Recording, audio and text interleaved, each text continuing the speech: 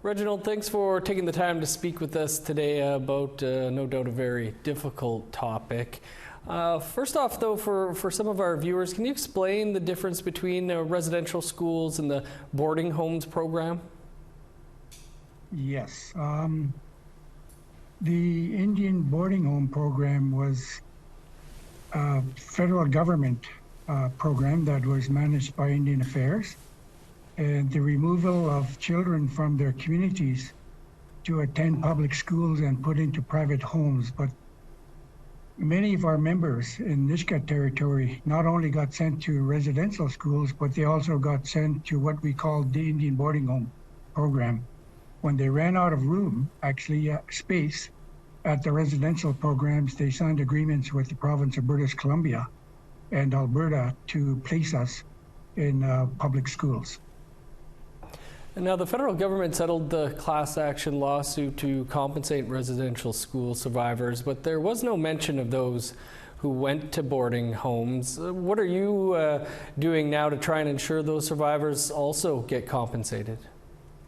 Well, part of it was dealing with, I guess, the hearings that were being held across Canada. We actually circulated a petition to the government of Canada to include us in that process in terms of looking at the package that was available for the Indian residential school survivors.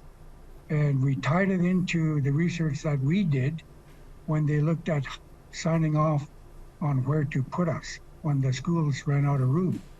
But we wanted to, I guess, ensure that the issues that we dealt with, because we were talking about a significant number of us that got placed in these homes and public schools throughout BC and Alberta. But the numbers, I think, overall across Canada was about 40,000 plus. Wow. Reginald, what are your next steps here? Well, our next steps basically is to wait for the final outcome of the agreement in principle that is now in place with the government of Canada, Indian Affairs. In fact, they've signed off on it, so have we. And basically now it's a waiting game in terms of looking at how this process will work. And we've got an outline of how that's going to work in terms of the application process.